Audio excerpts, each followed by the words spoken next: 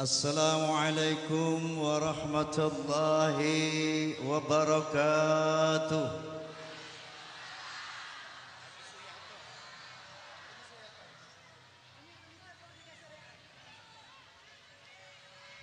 Bismillahirrahmanirrahim. Alhamdulillahilladzi hadan nasa ila hayatin tayyibatin في الدنيا والآخرة بشريعة الإسلام. أشهد أن لا إله إلا الله وحده لا شريك له ذو الجلال والإكرام. وأشهد أن سيدنا ونبينا محمدا عبده ورسوله سيد الأعراب والعجم. فصلى الله على سيدنا محمد وعلى آله وصحبه وسلم. أما بعد. Al-mukarramin para alimin ulama, para habaib yang saya muliakan, mata'ana Allah bituli hayatihim wa nafa'ana bi'ulumihim.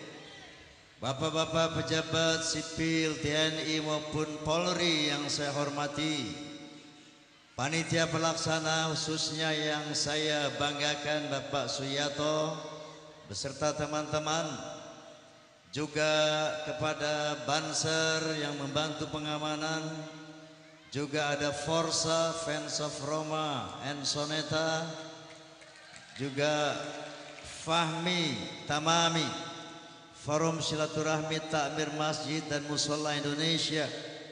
Hadirin hadirat rahimakumullah. Izin mau pakai kacamata boleh? Boleh? Bukan gaya-gayaan ini, silau.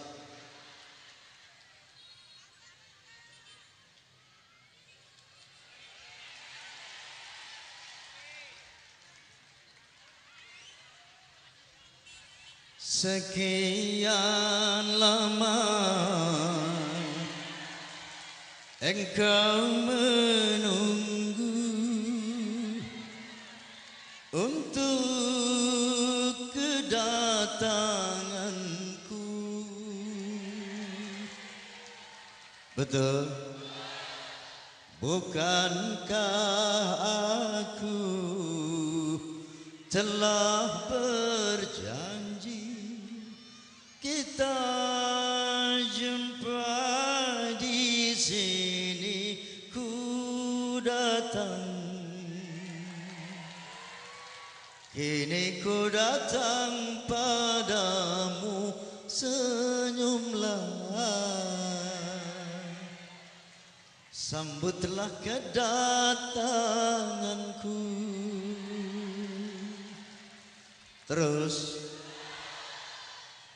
Terus udah.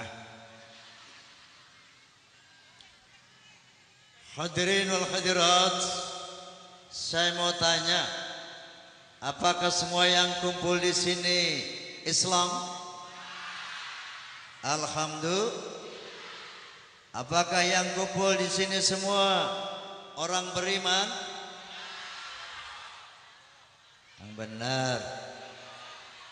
Oi, kenapa saya tanya apakah Anda Islam atau iman? Karena orang Islam dengan orang beriman tidak sama. Faham? Kalau orang beriman sudah pasti Islam, tapi orang Islam belum tentu beriman. Faham? Sebagaimana satu kisah yang diabadikan Allah Subhanahu wa taala dalam Al-Qur'anul Karim. Qalatil a'rabu amanna. Dulu ada sekelompok orang Arab Badui datang menghadap Rasulullah SAW. Lalu dengan bangga mereka berkata, "Ya Nabi, kami telah beriman." Namun sebelum Nabi SAW berkomentar, beliau diingatkan oleh Allah Subhanahu wa taala, "Qul lam tu'minu walakin qulu aslamna walamma yadkhulul imanu fi qulubikum. Kata Allah Subhanahu wa taala, ya Muhammad, bilang sama mereka bahwa mereka belum beriman, mereka baru Islam, belum masuk iman ke dalam dada mereka. Faham? Faham? Hei, orang Islam itu yang mana? Orang Islam itu kalau seseorang meyakini bahwa enggak ada Tuhan selain Allah, bahwa Muhammad itu Rasulullah, maka Islamlah dia. Walaupun enggak pernah sholat, walaupun enggak pernah puasa, walaupun kerjaannya nyekek botol melulu, tapi kalau dia yakin tidak ada Tuhan kecuali Allah dan Muhammad adalah utusan Allah, Islam. Masuk surga enggak Bang Haji yang begini? Masuk, tapi via neraka. Orang Islam kagak sholat, enggak puasa, masuk surga insya, tapi kudu lewat neraka dulu. Ya, misalnya enggak sholat 1 hari, dihukum di neraka 1 hari. Enggak sholat seminggu, dihukum seminggu di neraka. Ya, itu cuman masalahnya 1 hari akhirat lamanya 5.000 tahun dunia. Jadi kalau ada orang masuk neraka 1 hari, itu lamanya 5.000 tahun. Enggak sholat seminggu 35.000 tahun. Kalau lo enggak sholat 10 tahun, lo hitung aja sendiri. Betul? Tapi insya Allah dengan bertaubat kepada Allah, dosa-dosa kita akan diampuni oleh Allah. Amin. Biar enggak sholat 10 tahun, kalau hari ini beriman, niat sholat, insya Allah 10 tahun itu diputihkan. Amin. Amin. Nah, lalu siapa orang beriman? Allah Subhanahu wa ta'ala menjelaskan, innamal mu'minuna alladhina idza dzukirallah wajilat qulubuhum wa idza tuliyat 'alaihim ayatuhu zadatuhum imana wa 'ala rabbihim yatawakkalun alladhina yuqimuna as-salah wa mimma razaqnahum yunfiqun ulaika humul mu'minuna haqqan.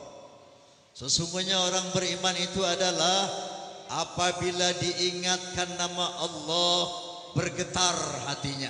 Ini ciri orang beriman. Kalau disebut nama Allah bergetar hatinya.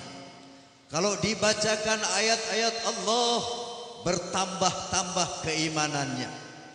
Dan dia hanya menyandarkan nasibnya kepada Allah saja, enggak menyandarkan nasibnya kepada siapapun, termasuk kepada siapapun. Dan dia melaksanakan sholat 5 waktu. Dan kalau punya uang rajin berinfak. Ulaika humul mu'minuna haqqa. Itulah orang-orang yang beriman yang sebenarnya. Lahum darajatun 'inda rabbihim wa maghfiratu wa rizqun karim. Nanti derajat dia akan tinggi pada hari kiamat di sisi Allah, dan akan mendapat ampunan dari Allah, dan akan mendapat rezeki yang mulia dari Allah. Itu orang beriman. Faham? Sudah faham bedanya Islam dan iman? Sudah faham? Memperingati Isra Mi'raj adalah dalam rangka agar orang yang masih Islam menjadi orang beriman, agar orang yang beriman bertambah-tambah keimanannya. Amin. Mau terus? Mau minum dulu.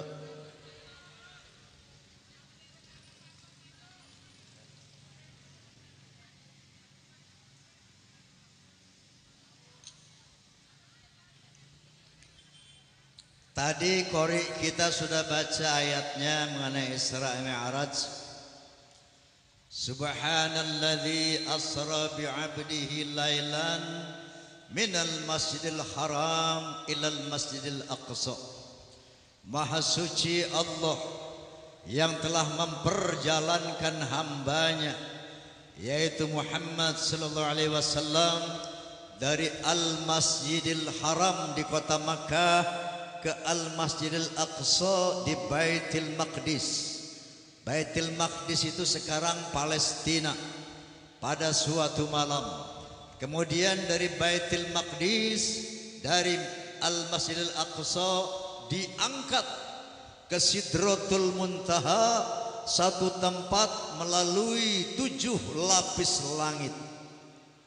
Kemudian kembali lagi ke Al-Masjidil Aqsa, dari sana langsung ke asal berangkatnya ke Al-Masjidil Haram di kota Makkah.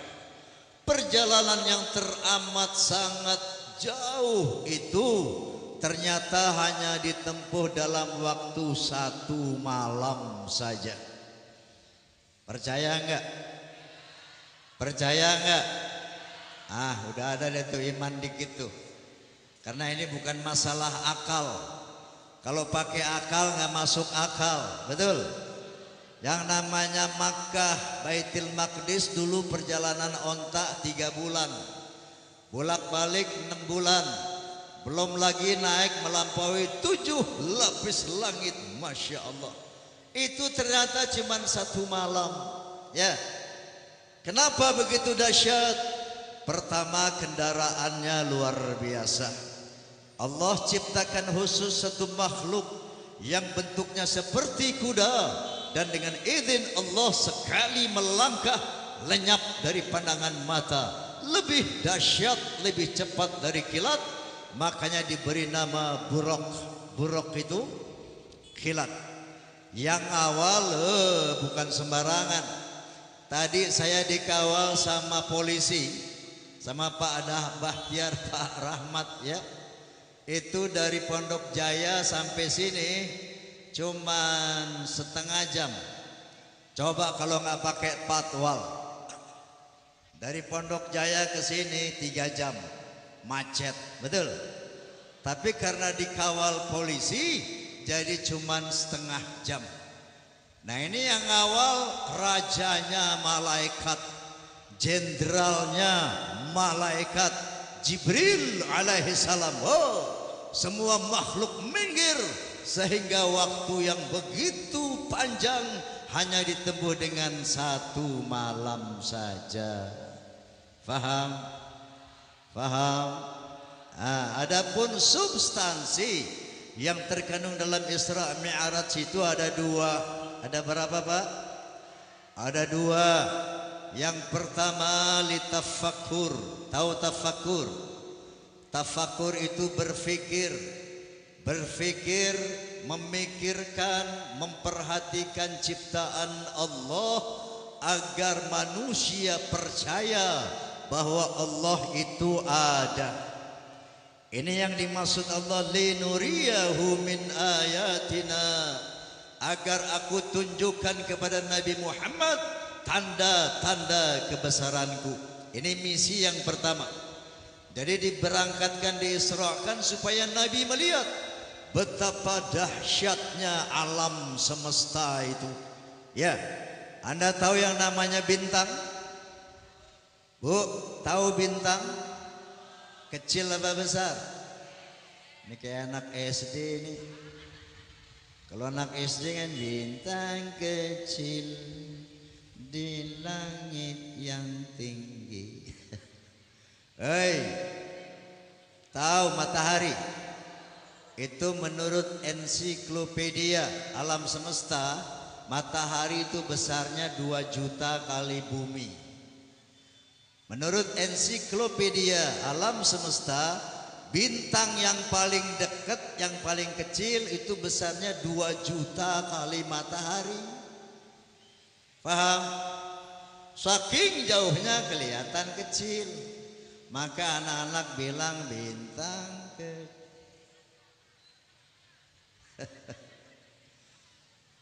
Nah ini yang namanya bintang-bintang kita lihat, kata Allah itu baru langit pertama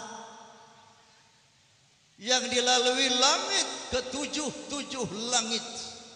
Nah bagaimana Nabi tidak kagum, tidak takjub melihat kedahsyatan kreasi Allah Subhanahu wa taala. Ini yang namanya tafakur, memikirkan, memperhatikan ciptaan Allah agar muncul kekaguman, agar muncul kecintaan, ketakwaan kepada Allah Subhanahu wa taala.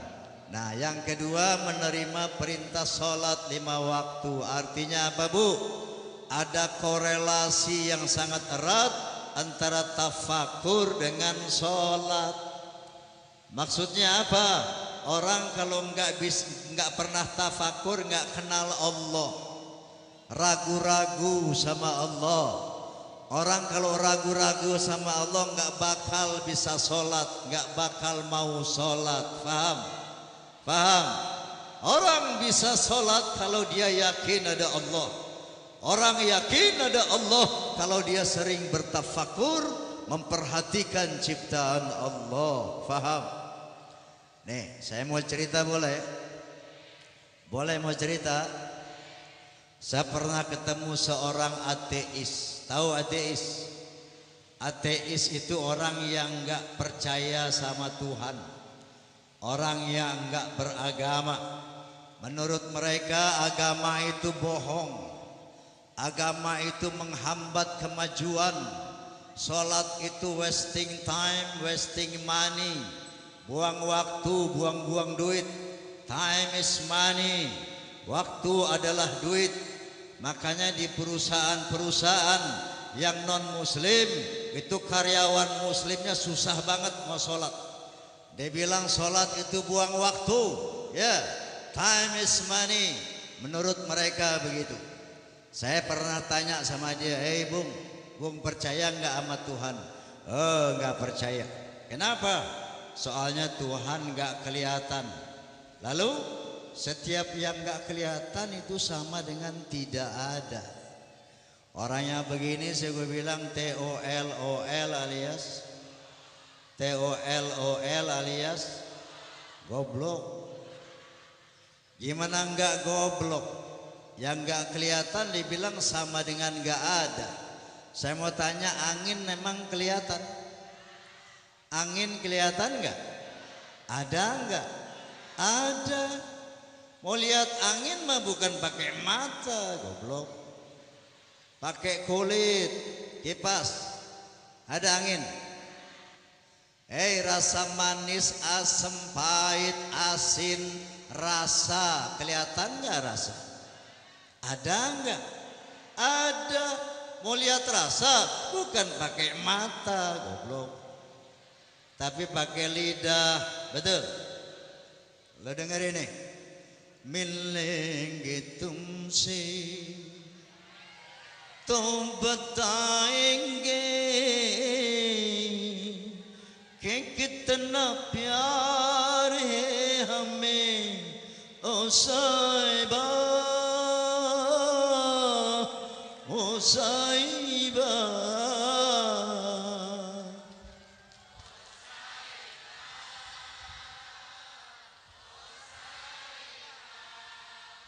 Soneta femina semua ini. Apaan tuh?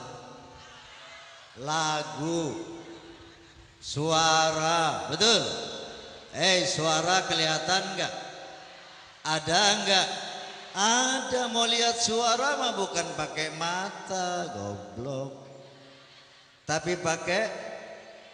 Begitu juga mau lihat Tuhan, mau lihat Allah bukan pakai mata, tapi pakai akal, pakai otak, pakai akal, pakai goblok.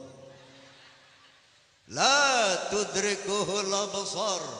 Allah tidak bisa dilihat oleh mata. Wa huwa yudrikul absar.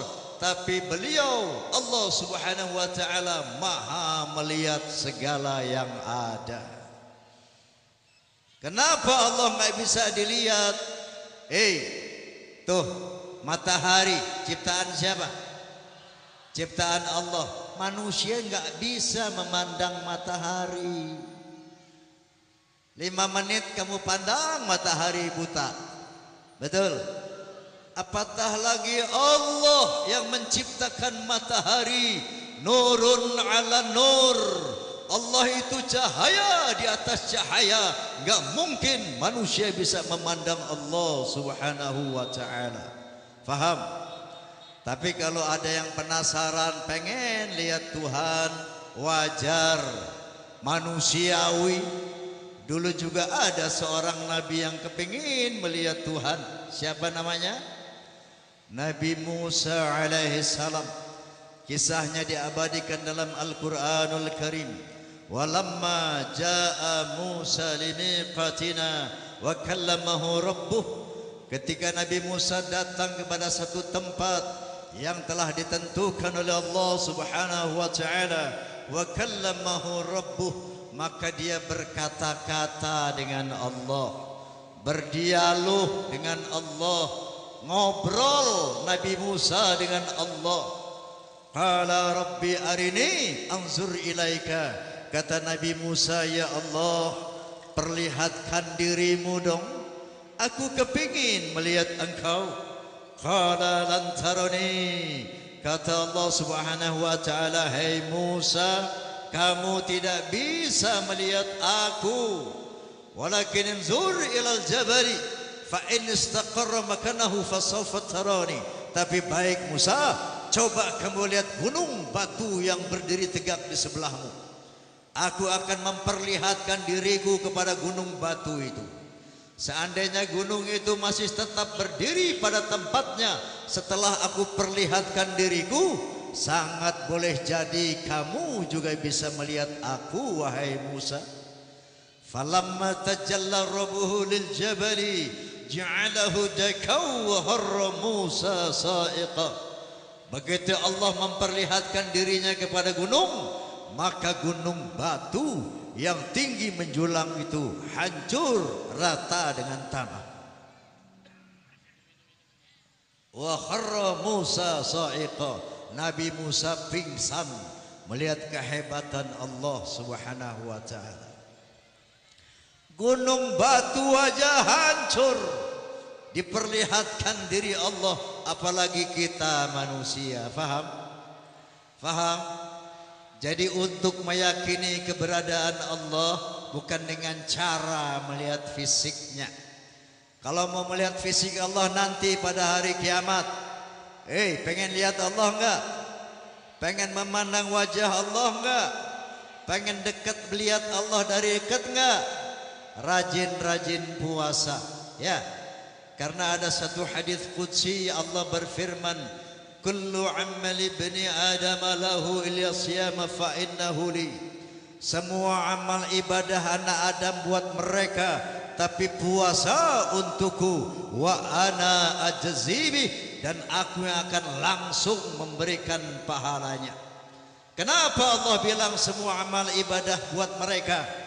Karena yang namanya orang sholat, Bu, bisa aja enggak karena Allah. Betul?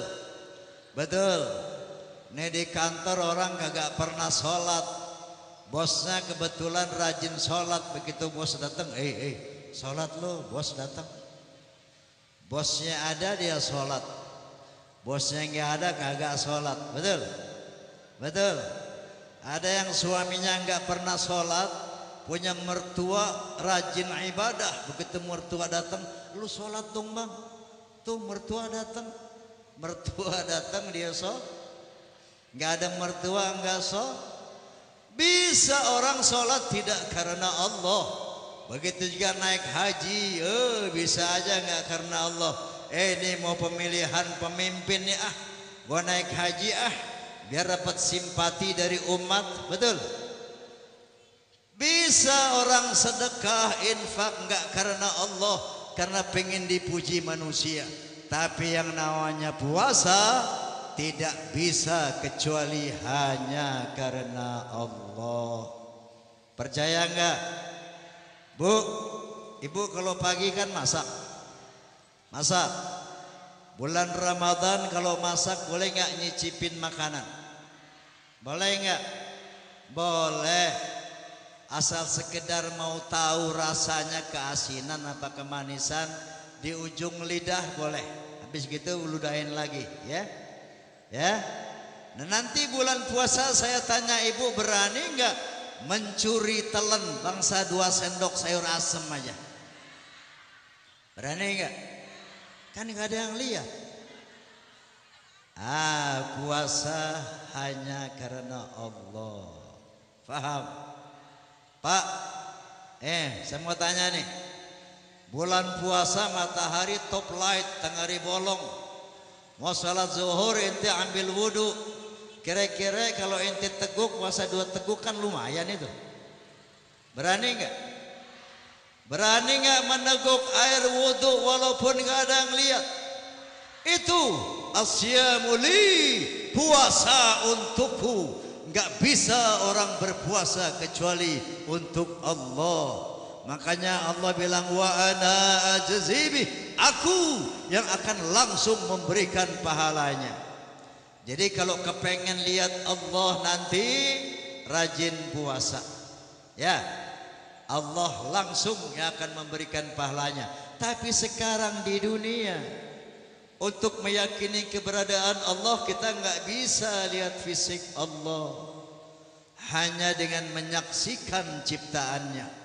Makanya Nabi bilang, tafakkaru fi khalqillah wa la tatafakkaru fi dzatillah.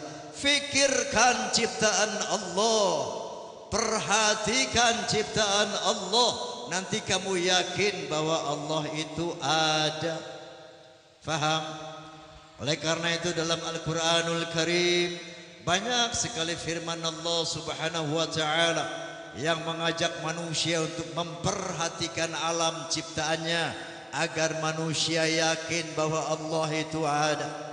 Salah satu firman-Nya, a'udzubillahi minasyaitonir rajim, inna fi khalqis samawati wal ard wa ikhtilafil laili wan nahar والفلك التي تجري في البحر بما ينفع الناس وما أنزل الله من السماء من ماء فأحيا به الأرض بعد موتها وبث فيها من كل دابة وتصريف الرياح وسحاب المسخر بين السماء والأرض لآيات لقوم يعقلون صدق الله العظيم.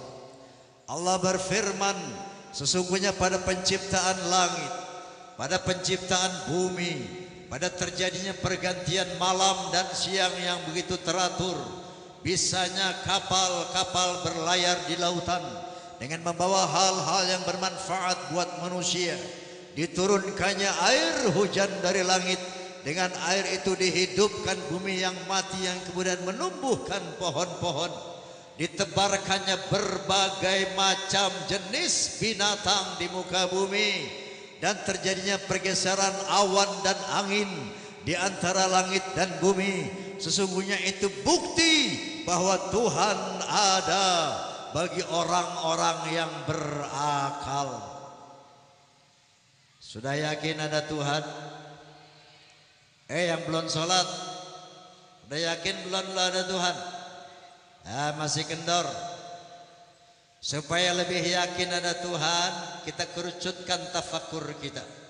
Kali ini buat orang yang ragu-ragu, Allah bilang, afara'aitum ma tahruthun. Coba kamu perhatikan pohon-pohon yang kamu tanam. Ribuan pohon buah, mangga, jambu, duren, pisang, rambutan, dan sebagainya. Coba perhatikan pohon itu. Lalu Allah bertanya, a antum tazra'unahu am nahnu zari'un, kamukah yang menumbuhkan pohon-pohon yang kamu tanam ataukah aku? Sebuah pertanyaan buat orang yang gak percaya. Siapa yang menumbuhkan pohon yang kita tanam? Manusia apa Allah? Manusia apa Allah? Allah. Kita kan manusia selama ini cuma pandai melempar biji rambutan, biji mangga, biji buku, biji duren. Setelah itu nggak pernah berpikir siapa yang menumbuhkan pohon-pohon yang kita tanam. Ini dipertanyakan oleh Allah agar otak kita terbuka, agar mata kita melek, ada yang menumbuhkan pohon-pohon. Faham? Faham? Masya Allah, kita nanam sebiji biji rambutan atau kita tanam, kemudian begitu numbuh, ada berapa buahnya? Jutaan buah rambutan sepanjang tahun. Lu bayar kagak? Gratis. Kita tanam sebiji, diberikan jutaan biji sepanjang tahun. Tafakkaru fi khalqillah. Fikirkan, itu ciptaan kamu apa ciptaan Allah? Paham? Sudah yakin ada Allah? Sudah yakin ada Allah? Alhamdulillah. Gua minum dulu.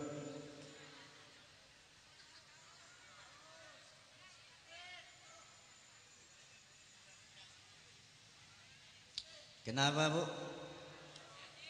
Nyanyi. Nyanyi. Sembarangan aja nih nyanyi. Gua kan raja dangdut ini. Mahal lagi. Mau lihat saya nyanyi? Besok saya nyanyi. Gak usah repot, saya datang ke rumah ibu. Ibu duduk aja depan TV, saya datangin ibu atu-atu. Besok jam 8 tungguin ya. Kenapa? Sekarang siapa mau bayar, hei? Ntar belakangan bonus nyanyi ya. Sekarang ngaji dulu ya. Ngaji dulu ya. Nah sekarang soal sholat. Sholat ini Masya Allah ya, satu ibadah yang sangat fundamental. Berbeda dengan ibadah-ibadah lain. Coba lihat kalau ibadah puasa, Allah cukup tuh suruh Jibril alaihi salam turun ke bumi. Ya Jibril, bilang sama Nabi, ya ayyuhalladzina amanu kutiba alaikumusiyam. Bilang suruh puasa. Begitu juga ibadah haji, cukup Jibril diutus ke bumi. Ya Jibril, temui Muhammad, bilang walillahi 'alan nasi hajjul baiti man istata'a ilaihi sabila.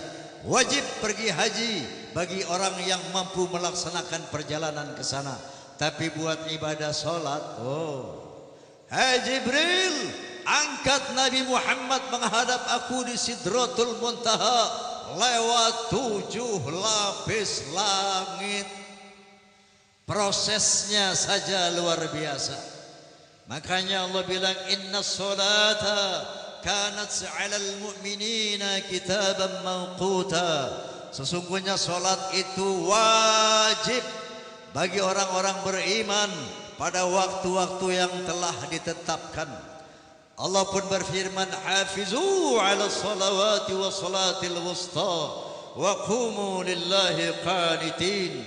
Jagalah salat-salatmu, terutama salat pertengahan. Banyak mufassirin menafsirkan salat pertengahan adalah salat asar. Kenapa? Karena waktu asar itu manusia sudah dalam keadaan letih berfikir, letih bekerja, biasanya malas salat. Makanya Allah bilang, hafizu 'ala sholawati wa salatil wusta. Jaga salat-salatmu, terutama salat pertengahan. Wa qumu lillahi qanitin. Tegakkan salat sampai mati. Sebelum mati belum berhenti kewajiban salat. Faham? Faham? Lain dengan ibadah-ibadah lain, Bu. Saya mau tanya, bentar lagi ini kita puasa. Puasa Ramadan hukumnya sunat apa wajib? Sunat apa wajib? Berdosa enggak orang Islam yang enggak puasa? Tidak. Kalau situasi dan kondisinya enggak memungkinkan, boleh enggak puasa. Betul? Betul. Allah berfirman,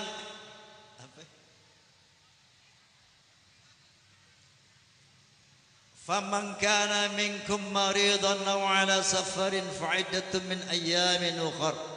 Barang siapa di bulan Ramadan sakit atau sedang dalam perjalanan boleh nggak puasa ya.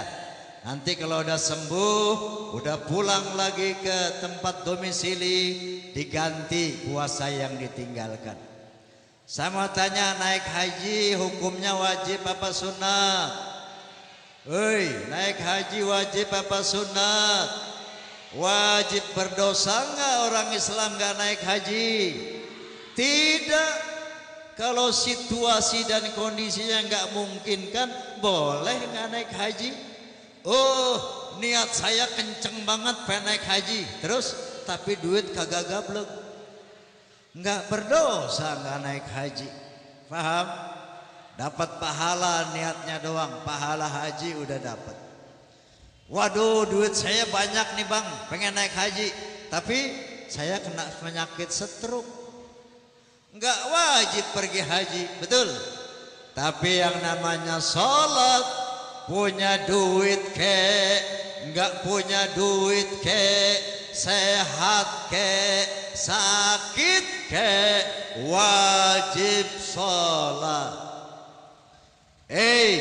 Jangankan baru pusing-pusing sedikit, jangankan baru mules-mules sedikit, jangankan baru ngantuk-ngantuk sedikit, seandainya kita baru saja tabrakan, naudzubillahi min dzalik, kereta api sama bis, putus kaki kita, putus tangan kita, tapi selama kesadaran masih ada, wajib sholat.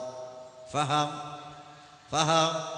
Ya Allah, saya nggak bisa berdiri sholat, kaki saya putus. Oke.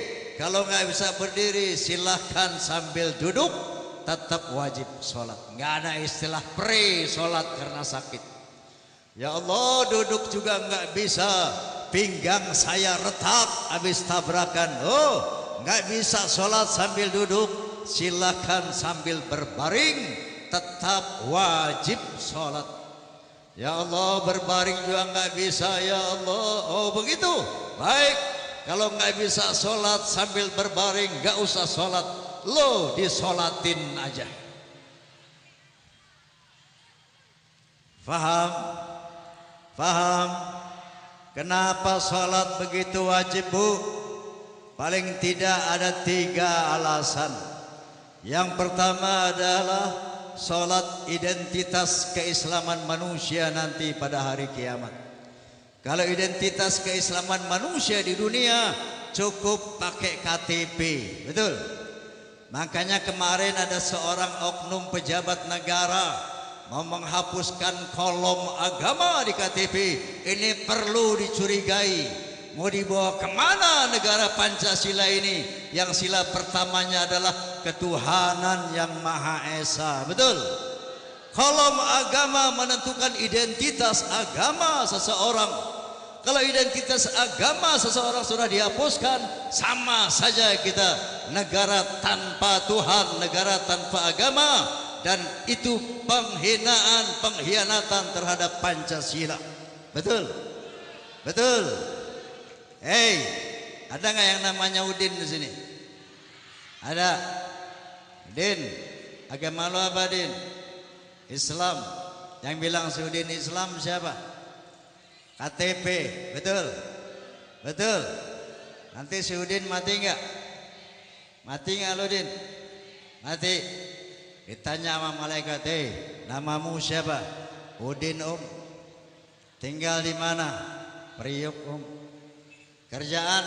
Ngojek, Om. Agama apa, Din? Islam dong, Om. Buktinya mana? Ya KTP saya ketinggalan, Om. Din, KTP nggak laku di akhirat. Paspor tidak laku di akhirat. Identity card apapun nggak laku di akhirat. Lalu apa bukti keislaman manusia nanti pada hari kiamat? Qala Nabi sallallahu alaihi wasallam, inna ummati yud'auna yaumal qiyamati ghurram muhajjalina min atharil wudu. Nanti umatku dikumpulkan pada hari kiamat dan mereka punya tanda, yaitu bekas wudu. Faham? Faham Din? Nanti anggota wudhu kita wajah, tangan, kaki bercahaya. Semakin sering sholat semakin nur, semakin bercahaya. Yang jarang sholat buram. Malaikat bingung nih, Islam apa kafir ini? Yang enggak sholat hitam, legam, dilemparkan ke dalam kelompok orang kafir. Karena kata Nabi, farkum bainal muslim wal kafir as-salah. Yang membedakan orang Islam dan kafir nanti pada hari kiamat adalah sholat. Faham? Ini pentingnya sholat yang pertama. Yang kedua, sholat adalah sandaran dari diterimanya semua amal ibadah. Nabi sallallahu alaihi wasallam bersabda, inna awwala ma yus'alul 'abdu yaumal qiyamati min 'amalihi salatuhu. Yang paling pertama akan ditanyakan amal seorang hamba pada hari kiamat adalah salatnya. Ibu nggak ditanya bini siapa, ibu nggak ditanya anaknya berapa, itu pertanyaan nomor 10, ya Bu. Bapak nggak ditanya jabatannya apa, gajinya berapa, bininya berapa. Nah, apa sih lo? Itu pertanyaan nomor 30. Tapi yang pertama kali ditanya, kamu sholat apa tidak? Ini pertanyaan pertama. Fa'in tuqbilat minhu salatuhu tuqbila sairu amalih. Kalau kamu sholat, maka seluruh amal ibadahmu diterima. Orang sholat 5 waktu naik haji, hajinya sah, dapat pahala nanti hari kiamat. Orang sholat 5 waktu, puasa Ramadan, puasanya sah, dapat pahala nanti hari kiamat. Orang sholat 5 waktu, sedekah, enggak usah puluh-puluh juta. Cepean merah yang lecek yang kamu sedekahkan di lampu merah buat tukang ngamen, kalau kamu sholat cepean lecek itu jadi pahala nanti pada hari kiamat. Faham? Tapi sebaliknya, wa in ruddat minhu salatuhu rudda sairu amali. Kalau kamu tidak salat, tertolak seluruh amal ibadahmu. Orang enggak salat naik haji, enggak sah hajinya. Ada enggak di Priok ini haji yang gagal salat? Ada enggak? Kalau ada jangan bilang Bang Haji, jangan panggil Pak Haji, panggil aja Dut. Mau kemana lo Dut? Itu haji mardut, haji yang tertolak, haji yang tidak sah. Orang yang sholat bulan Ramadan puasa, nggak sah puasamu, nggak dapat pahala. Itu bukan ibadah, tapi diet, ngurusin badan. Tahu? Jangan salah, nanti bulan Ramadan banyak non muslim yang pengen ikut puasa loh. Saya banyak teman orang Kristen, orang Hindu, orang Buddha, orang Konghucu, banyak teman saya.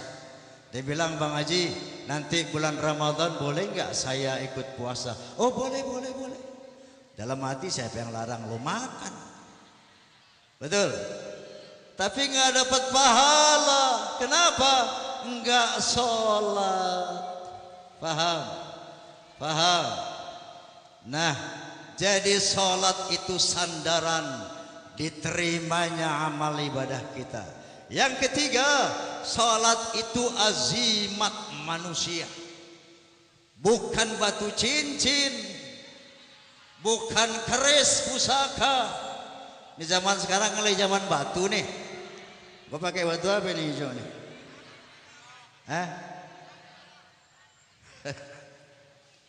Lagi rame batu sekarang, bukan main dah. Kalau sekedar buat perhiasan boleh, karena dunia ini zinatun, dunia ini tempatnya perhiasan, silakan ya. Mau pakai jamrut, blue safir, akik segala macam silakan. Tapi jangan diyakini bahwa cincin ini punya kekuatan. Ada yang pakai combong, tahu Bu combong Bu? Batu yang bolong. Coba Ibu tanya deh, Bang, buat apa itu Bang batu? Buat melet cewek. Ada yang pakai batu akik Sulaiman. Bu, buat apa tuh Mas akik Sulaiman? Nih buat cari rezeki nih. Ada lagi akik badar hitam.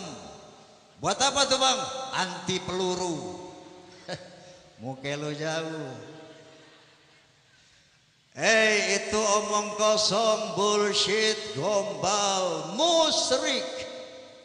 Kalau seseorang mempercayai keris pusaka, batu-batu bisa membawa manfaat dan mudarat, maka dia telah menyekutukan Allah.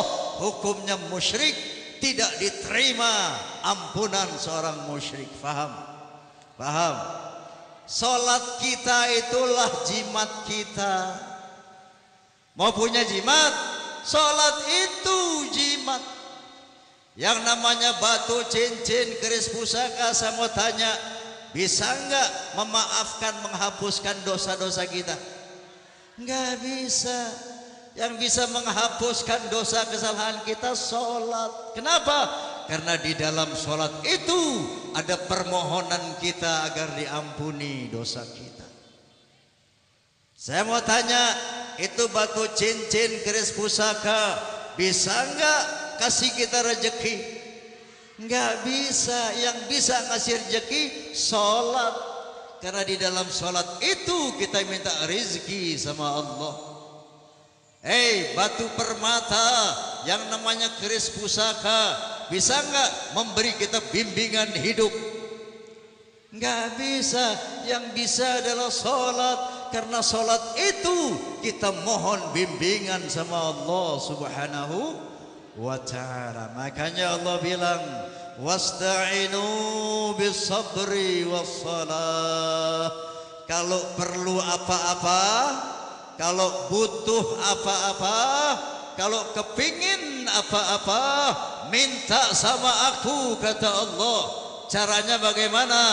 Dengan sabar dan sholat. Faham? Faham? Kenapa dengan sholat? As-salatu doa. Sholat itu doa. Coba bayangkan, duduk iftiros, ibu baca apa Bu? Rabbighfirli, terus warhamni wajburni warfa'ni.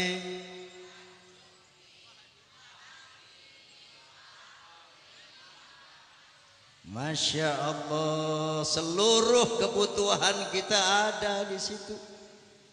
Kurang apa yang kita minta sama Allah? Seluruh kebutuhan manusia ada di doa iftirash itu. Rabbighfirli, ya Allah ampuni saya. Warhamni, kasihani saya. Wajburni, tutupi kelemahanku. Warfa'ni, muliakan saya. Warzuqni, berikan saya rezeki. Wahdini, berikan saya bimbingan hidup agar selamat. Wa'afini, sehatkan badan saya ya Allah. Wa'fu anni, ampuni saya. Kurang apa?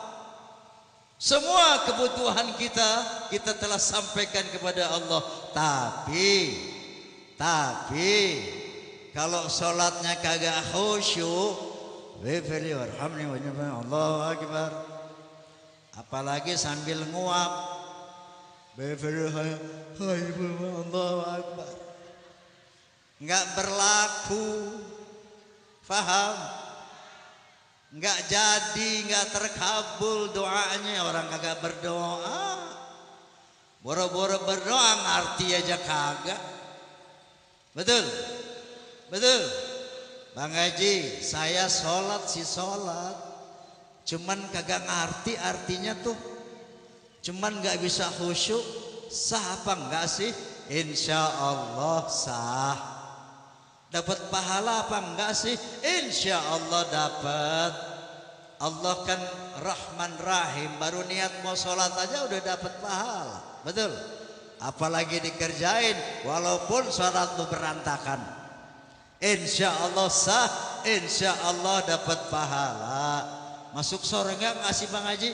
Insya Allah masuk surga, biar di emperan juga lumayan, betul, betul. Jadi Allah bilang, wasta'inu bis sabri wassalah wa innaha lakabiratun illa 'alal khashi'in. Tapi salat dan sabar itu berat kecuali buat orang yang khusyuk.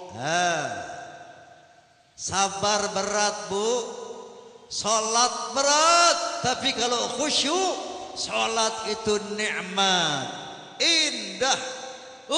Indah sekali salat itu kalau khusyuk. Apa itu syarat khusyuk? Pertama harus hakul yakin bahwa Allah ada. Untuk hakul yakin Allah ada tadi banyak tafakur, ya Bu. Yang kedua harus mengerti apa yang kita ucapkan. Karena sholat itu komunikasi dua arah, bukan komunikasi satu arah. Itu kita dialog dengan Allah, ngobrol dengan Nabi, ngobrol dengan malaikat. Sholat itu begitu, ngobrol dengan Allah. Rabbighfirli. Kalau kita faham dan menginginkan, ya Allah ampuni aku, Allah jawab langsung, aku ampuni kamu. Warhamni, aku kasihani kamu. Wajburni, tutupi kelemahanku, aku tutup kelemahanmu. Warfa'ni, muliakan aku muliakan kamu. Warjukni, beri aku rizki, aku kasih aku rizki kamu. Wahdini, berikan aku bimbingan hidup, aku bimbing kamu. Wa'afini, sehatkan aku sehatkan kamu. Dijawab langsung oleh Allah. Dialog dua arah, komunikasi dua Allah. Allah jawab ucapan kita. Tapi pengkabulan Allah itu melalui proses kausalita, melalui proses sebab akibat. Begitu kita bilang warzuqni, pluk 10 juta di atas sajadah, nggak begitu. Ya, setelah sholat nanti Allah kasih sababiahnya, kasih jalan-jalannya supaya dapat rezeki. Ada aja tuh caranya. Begitu. Ya, kita minta sehat, nanti Allah kasih bimbingan bagaimana pola hidup sehat. Kita lagi sakit minta sehat, nanti Allah bimbingan bagaimana menemukan obat penyembuh penyakit kita. Yang pasti minta sama Allah dengan cara sholat dan sabar. Faham? Makanya Allah bilang qad aflahal mu'minuna alladzina hum fi salatihim khashi'un. Beruntung orang yang beriman yang di dalam salatnya khusyuk.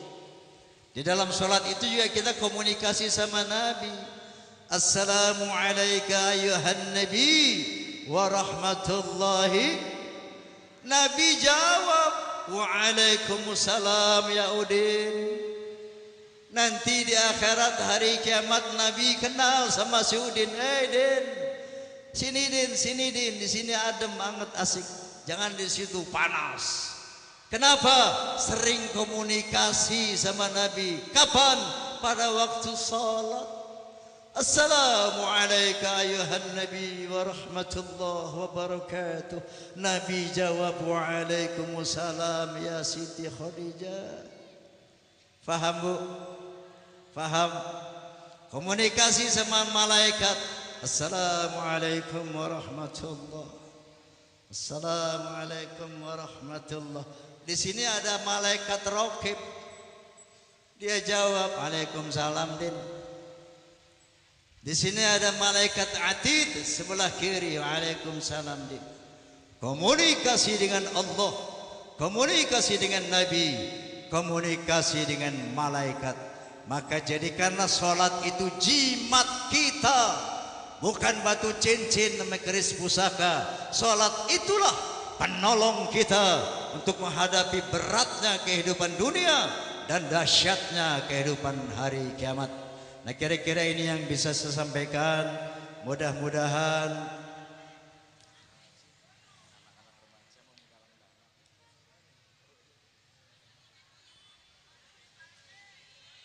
Oke, sesuai janji saya bonus ya, sebuah lagu. Hai manusia, nggak kompak loh. Kalau saya bilang hai manusia, jereng jeng jeng jeng, oke? Hai manusia, hormati ibumu yang melahirkan dan membesarkanmu, darah dagingmu dari air susunya, jiwa ragamu dari kasih sayangnya. Betul? Dialah manusia satu-satunya yang menyayangimu tanpa ada batasnya. Betul. Doa ibumu dikabulkan Tuhan dan kutukannya jadi kenyataan. Percaya apa enggak? Ridho ilahi karena ridhonya, murka ilahi karena murkanya. Kata siapa? Kata Haji Oma. Kata Nabi sallallahu alaihi wasallam bilang, ridallah fi ridal walidain wa sukhtullah fi sukhtihima. Ridho Allah sangat tergantung kepada ridho kedua orang tua, terutama ridhonya ibu. Kalau ibu kita sayang, Allah sayang. Ibu kita senang sama kita, Allah senang. Ibu kita ridho sama kita, Allah ridho. Kalau Allah sudah ridho sama kita, insya Allah berkah selamat dunia akhirat. Paham? Makanya jangan sekali-kali menyakiti perasaan ibu kita. Ibu sama mertua lo tuh. Ya, gue dengar di sini sering ada mantu berkelahi sama mertua. Ada. Mertua laki, mertua perempuan tuh nggak ada bekasnya. Walaupun kita ada cerai, nggak ada bekas mertua. Jadi kedudukan mertua sama orang tua itu sama. Daripada berkelahi sama orang tua, mendingan berkelahi sama manusia setanjung priuk. Kenapa? Nggak berkah. Kita musuhan sama orang tua. Betul? Kalau mertua kita bawel, mertua kita jahat sekalipun, telan. Sebagai bukti bakti kita kepada orang tua. Faham? Kita ridho, Allah ridho, orang tua kita senang, Allah senang. Kalau Allah murka, kalau orang tua kita murka, Allah murka, Pak. Kalau Tuhan udah marah, nggak ada artinya jabatan tinggimu, nggak ada artinya kegagahanmu, nggak ada maknanya hartamu, nggak bakal berkah dunia akhirat. Naudzubillahi min. Ridho ilahi karena ridhonya, murka ilahi karena murkanya. Makanya bila kau sayang pada kasihmu, lebih sayanglah pada ibumu. Sanggup? Cowok, aku mau tanya lo. Bila kau sayang pada istrimu, lebih sayanglah pada ibumu. Sanggup? Bini lu beliin gelang emas, mak lu gelang karet. Bu, bila kau sayang pada suami, lebih sayanglah pada ibumu. Sanggup? Enggak. Mak lu kalau minta pijit susahnya setengah mati. Neng pijitin mak dong neng. Mak bawel amat sih. Entar-entaran ngapa mak? Ayah lagi sibuk di dapur nih. Maknya minta pijit susah banget. Coba lakinya baru dehem doang. Kenapa bang pijitin bang? Bukannya gunung kendor, bukannya gunung tempat kau meminta, bukan lautan tempat kau memuja, bukan pula dukun tempat kau menghibah. Kalau punya masalah, punya persoalan, punya hajat, jangan lari ke dukun, jangan curhat sama dukun. Kalau perlu ada persoalan jangan curhat sama manusia. Kenapa? Manusia ini kadang-kadang mulutnya ember. Betul? Punya persoalan, punya masalah, ambil wudhu, ambil sajadah, ngadu sama Allah, curhat sama Allah, nangis sama Allah. Setelah itu datangi ibu kita, cium tangannya, Bu, doakan saya ya Bu, saya punya masalah bla bla bla bla bla. Insya Allah doa ibu kita jauh lebih makbul daripada doa para dukun. Paham? Paham? Bukannya gunung tempat kau meminta, bukan lautan